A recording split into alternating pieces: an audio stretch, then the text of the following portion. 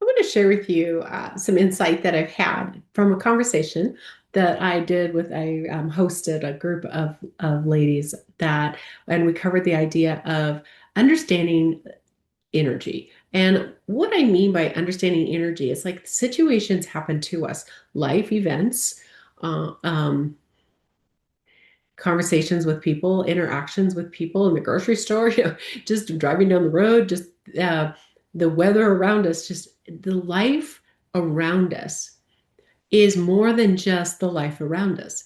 It's a guiding us. We often, and it's teaching us something about what's ready to shift, what's been shifting, what's just passing through. And the wiser we get about perceiving what it means, then the clearer we move through it. We get hung up in these spaces if there's something within us that we're not understanding and that needs to be cleared. So, and we agreed in this panel, several of us agreed that sometimes when life feels like it's the most chaotic and it's falling apart around us, that we have the opportunity to take a step back. And sometimes what it can mean is that that's no longer you and you're shifting out of what was. So letting it fall apart and knowing that it's a place of lovingly holding yourself so that you can shift into where you does what does match you frequency wise, the people, job opportunities. It's really scary. It can be, but knowing these things about situations can make moving through life so much easier. We can tend to get stuck in a victim mentality, and no guilt, no shame, because it is, people can have had people attack me and make up stories about me, la la la la la. And did I feel like a victim? You bet. You bet. I have 2020 vision now because I'm looking back in time, right?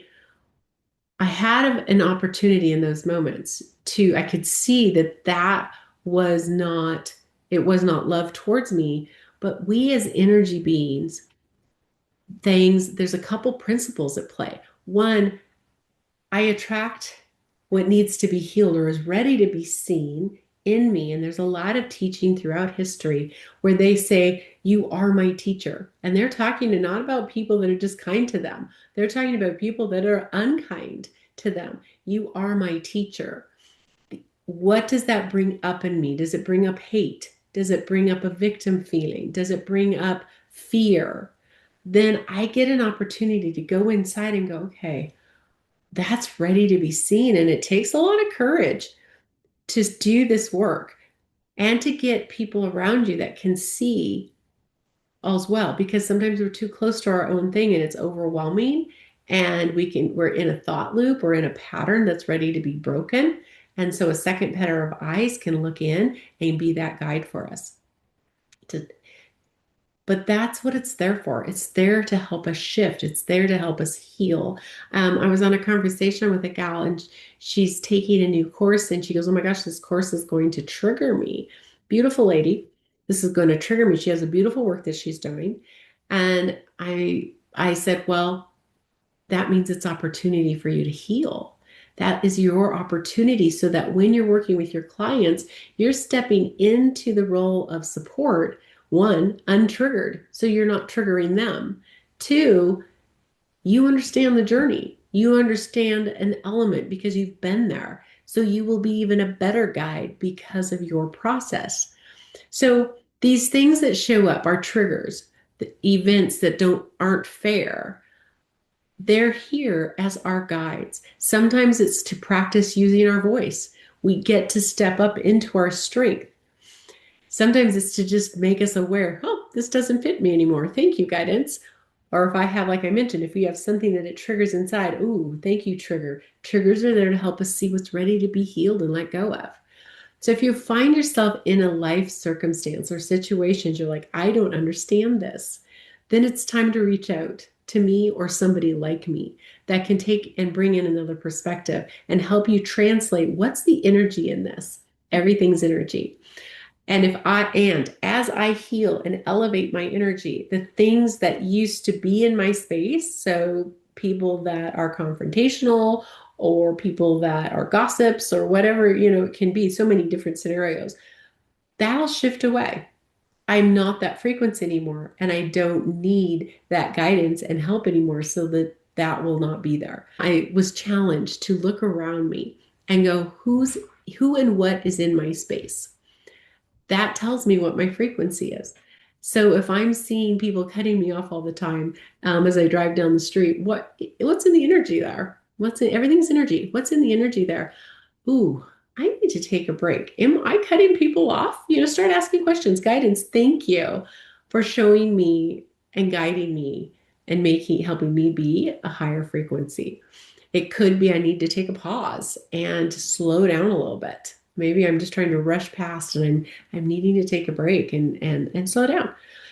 Those are questions we can ask our guides. And if you're like, well, what are guides and how do they work? Then we need to have a conversation. It doesn't matter your background or if you're a faith person, if you are a spiritual person, if you're like, I'm still figuring that out. All that's great. It's your journey. And how you look at being guided is your unique perspective. There is no wrong in this. So let's have a conversation and see how you would word this for you. How do you connect to this idea of I'm being guided? It's important. It's important to sit with this and figure it out for you and get some more clarity.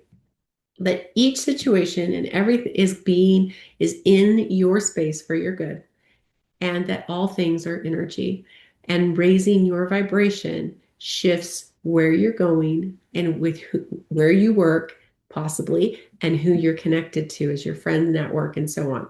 So it's exciting, but it also takes a level of understanding and knowing how to interpret and how to ask the question. What question brings me clarity? And I'm going to leave you with the question asking, because I've learned as I'm just journeying on my own as for myself here, is that learning to ask the question. Sometimes we can ask the wrong question. And when I was little, and many of you know, I'm a dyslexic, and I'm in school, and I'm really wanting to learn to spell, and I can't. I'm studying my brains out, and everyone's like, "Well, if you just try harder," I'm like, "You have no freaking idea how hard I'm trying." And so there's this pain in me, and I was asking God to heal me. I'm saying, "You got to heal me because I'm broken. I'm trying and I'm trying, and this isn't happening for me, and I never was healed." Well, I look and it created a separation and a whole piece there that got to heal, and clarity that got to come to me. What I understand now looking back is that I wasn't asking the right question. I was saying I'm broke and I need fixed.